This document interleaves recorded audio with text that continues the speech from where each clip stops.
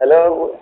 First of all, a big welcome to you all to this monthly Susanna series of webinars, which is hosted by Susanna and SCI, and supported with grants from the Gates Foundation. Thank you all for joining. And please use your video, mic, and the chat bar also to ask questions during the discussion. So I will actually hand over to Doreen for moderation. Okay. Thank you. Hi everyone, my name is Doreen. I work for the GIZ Secretariat based in Eschborn, Germany. I'd like to welcome you all to this webinar, which is titled Learning from Experiences in Urban and Rural Sanitation Marketing. I'll give you a brief overview about what we're going to discuss and also present to you our two speakers today.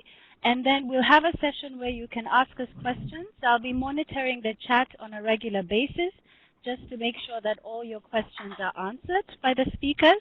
And if you have anything to say, just put your hand up. You'll see on the left an icon with hand up. Put it up, and then we'll give you a chance to ask questions as the presentations go on.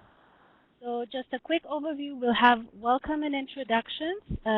Again, the key elements of success in the Up-Scaling program, and then IDE experiences in measuring and improving sustainability as market-based sanitation programs reach scale, and then we'll have discussions, questions, and answers.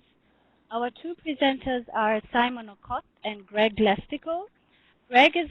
Simon is a WASH specialist and urban investment manager at the Kenya Water Services Trust Fund in Kenya.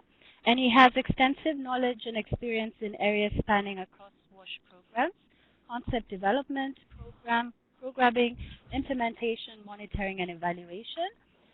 Greg from IDE is a WASH innovation and performance manager, and he brings his background in development economics and rigorous evaluation to support IDE's 7 WASH country programs, which together have facilitated the sale of over 450,000 hygiene latrines.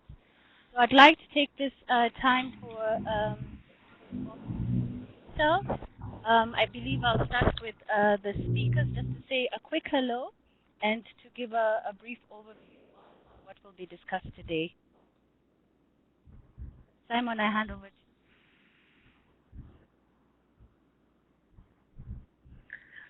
Thank you very much, everyone, and welcome to this webinar.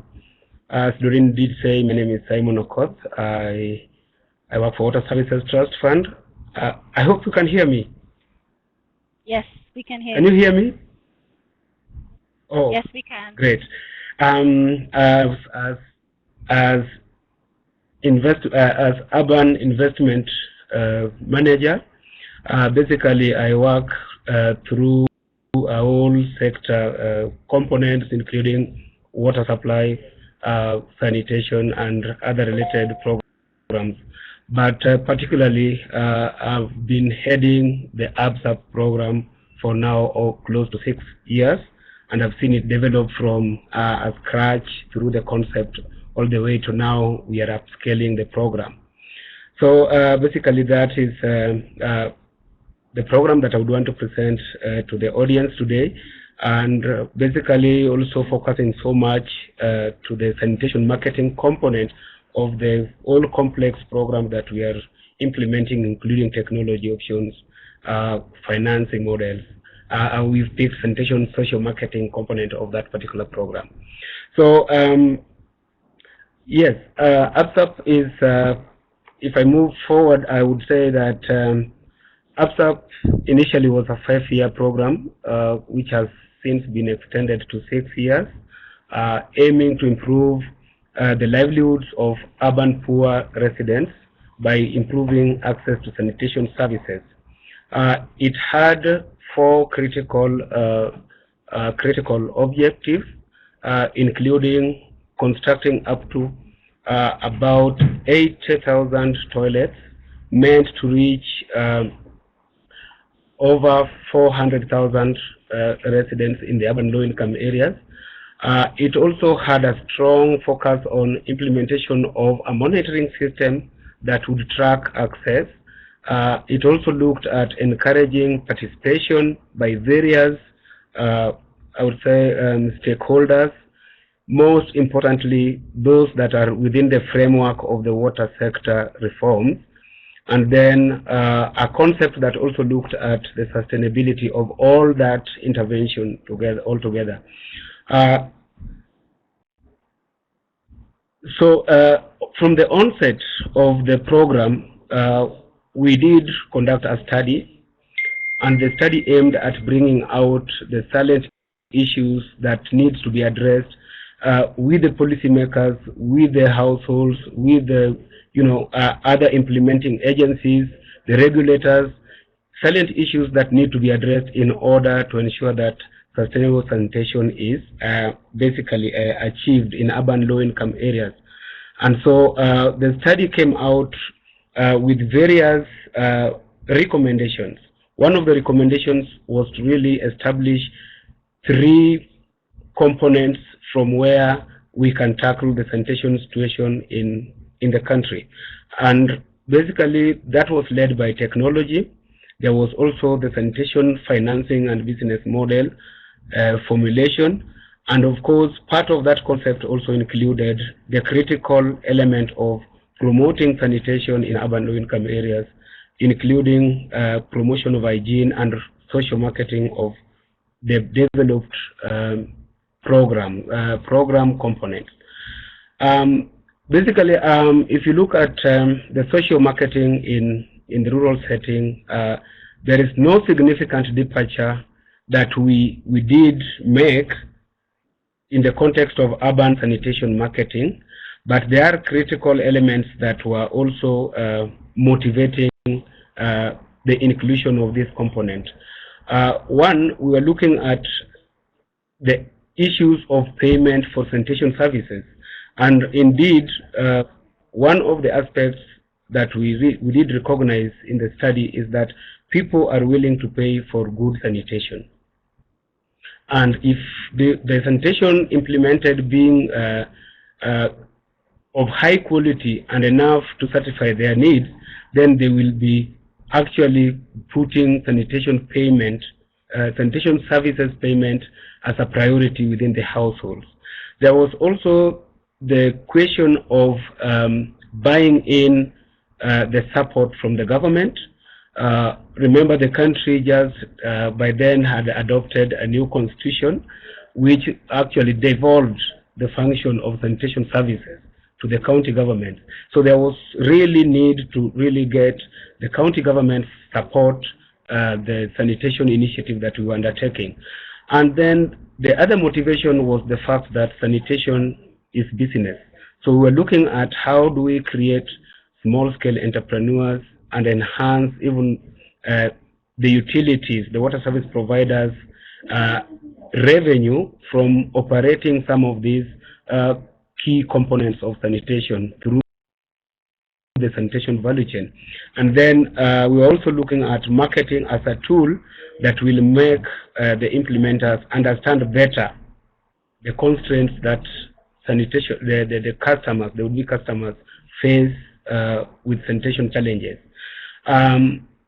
There was also the element of market research that could help also to leverage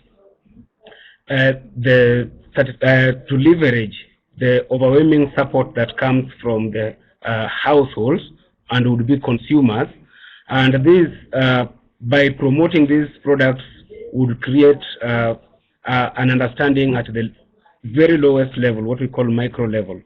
And then one big factor, and this is not basically from the study, but it's something that we've learned over time, is that supply motivated sanitation products do not really matter to the households.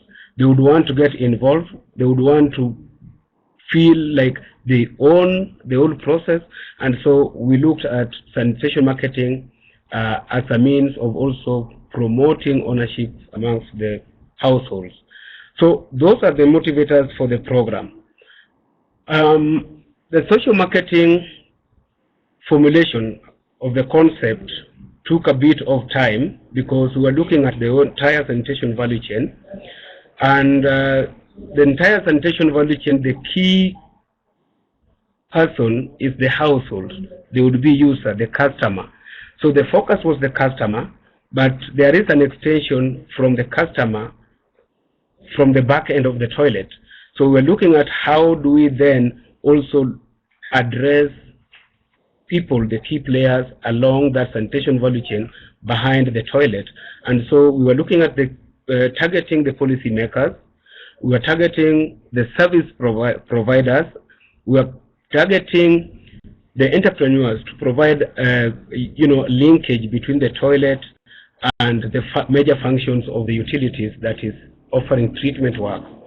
We are also targeting product development based on the market research or market study that we did, and also use of customer-aided design, and that I'll come to that much later.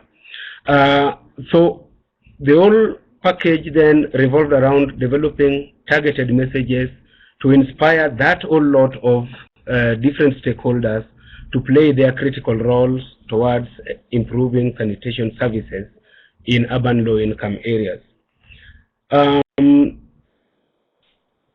The approach by itself involved 10 Ps. I mean, this is debatable because we have several Ps. We can have up to 15 Ps. We can have a minimum of 4. It doesn't matter. But in the context of the Kenyan urban low-income areas, we felt that we could do with the 10 Ps, including people, where now the critical target or focus with the people was the residents of the urban low-income areas. We're looking at customer-aided design, which came up with reasonable prices of the products that were designed.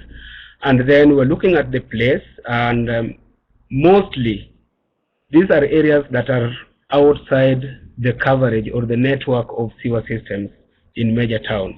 So that was key for us to consider. We're looking at policy and looking at basically the bottlenecks that could be coming from the regulatory bodies and how to go around that. There was the question of promotion, which cut across the whole spectrum of policymakers at the highest level all the way down to the would-be consumers. Critical bit was also the partnership, and that is linking the trust fund, GIZ, all together with the utilities at the county level, and then even linking the different ministries with the different roles, putting them on board. Of course, there was the participation where we involved the households to initiate the construction of the facilities before we even could come and incentivize. So quite a number of, there is also anchoring the entire of those Ps on a sound programming, sanitation marketing programming. So the environment for the 10 Ps, I did say earlier, is looking at the entire sanitation value chain. So there's the question of the customer accessing toilets, and the toilets, for the toilets to be in place, they needed artisans that we trained for them to be able to construct to them all sorts of their sanitation technology choices. And then for the artisans also to be able to construct, they needed supply of materials for the work. There is engagement of other stakeholders, directly linking them to the customers, and that involved included getting or formulating task teams that would act on behalf of the implementer to link the households with the utility implementing the project. There was also the critical services to be offered by the emptying and exhausters, because much of this program focused on on-site systems that required that there is, we create a body that is able to actually link the emptying with the treatment work. And then we had a number of counties across the country that have no conventional treatment facilities.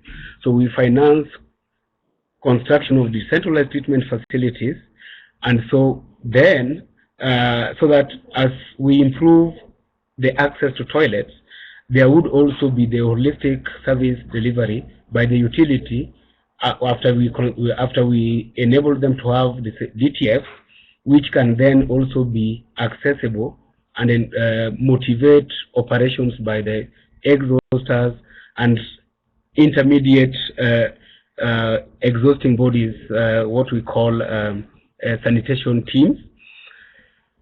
Then, as we went into now concretizing the marketing concept, we looked at what various levels are there for us to actually approach. There was the national level, where mostly we dealt with the policy. There were the macro level, that was the water service providers with whom we worked directly, and then we had town level into implementation. A service provider could cover several towns. So we had town level focusing, and then a particular area that would be regarded as a sanitation hotspot. And then lastly, we are now looking at that particular sanitation hotspot, which households need intervention. And so we created various messages and various tools for marketing around those different levels of those different levels of our targets. There were the TVs, there were awareness creation at open gatherings, but then at the very household level, we were doing plot visits through teams that we employ, that we facilitate employment of at the utility level, to be able to actually now engage in one-on-one meeting with the households and selling of the products. Some of the tools, of course, were the animators that we trained specifically to market the toilets. We designed a social animators handbook, and this is a handbook that carries all the approaches they would need in order to convince the households to be able to uptake the construction of toilets. We created application forms, we created other tools like banners, posters. Of course, as part of our approach also looked at public gatherings where we would then advocate for improved sanitation system. And then we had some booklets, critical of them being Konosafi, which is focusing so much on hand washing. We had user manual for the toilets, including UDDTs, and then we had a mobile or Android-based application which then had all these tools uploaded. So the animator would really just carry the Android application in a tablet and be able to conduct the entire marketing in whichever format they would want. So far, we've seen fruits of social marketing, and this has spanned through the inception where we did the study all the way to where now we are upscaling in 23 different towns across the country. We've been able to convince up to 7,330 households to construct facilities. We've piloted and constructed 2 sanitation emptying transportation facilities. We call it Sanigo. It's a small motorized system, and then we've also been able to commission construction of 13 decentralized treatment facilities. All these, we look at reaching 160,000 people, beneficiaries on this initial upscaling phase. Of course, we have different phases of upscaling in order to get to 400,000 people. Of course, there has been challenges with regard to this. There is the concept development. It was very complex. Of course, technology, we did not arrive at the various range of technologies at once, and that really hampered marketing. We kept updating our marketing strategy. Of course, emptying and treatment concepts took too long to develop, and we've just completed that. And then there was the initial uptake. People were skeptical, so they needed to see a few people, uptake the whole concept before they engage their resources and investment. Of course, we've learned some lessons. I think critical to this is one-on-one meetings with the social animators. Of course, the demand created at the household created business opportunities for the emptying and other private sectors. Customer-aided design is very useful. We were able to actually learn a lot from the would-be users, what they really want and what they don't want in order to improve their sanitation. Of course, we also learned that there was existing a big gap between the government and other sector operators in terms of marketing and promoting hygiene, and we had to really bridge that gap within our system. And then the fact that sanitation is a public right was not well, understood by the would-be people living in the low-income areas, which we really had to come in and emphasize. There was the question of sanitation being good investment, good area to invest in, which we needed to tell people, of course, by selling the issue, the benefits of sanitation that includes health benefits and, of course, saving time, dignity, and all those included. But critical was also the incentives that came after you've done this good job. And this ignited a whole village kind of, people were waking up to the fact that we need to do sanitation. The government is ready to support us. There are incentives if we can do a good job in improving our sanitation status. So basically, those are few lessons that we were able to learn throughout the period that we've been implementing UBSUP. Yes, thank you very much. Okay, great. Thank you very much, Simon. I've been gathering some of the questions that have been asked by the participants, and I'll just get into it and give you the first question that I received from Andreas Ludwig of GTO. He asks, what do you mean by good sanitation? Well, I may have called it good sanitation.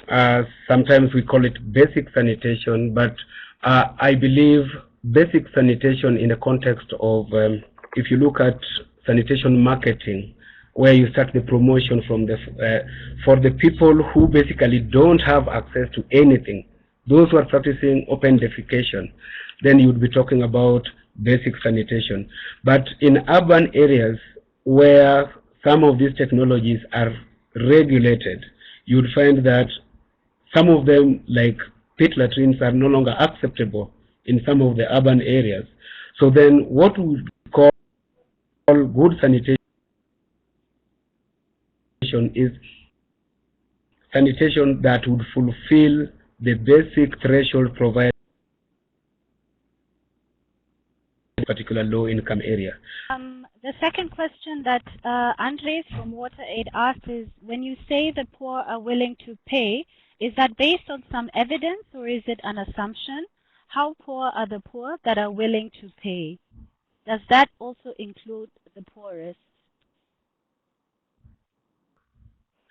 Yes, I got the question. We are talking about evidence for the poor being able to pay and willing to pay. One, we did conduct, came out with a very positive response from the very poor areas where we undertook the study. They were willing to pay for sanitation. Yeah, thank you, Simon.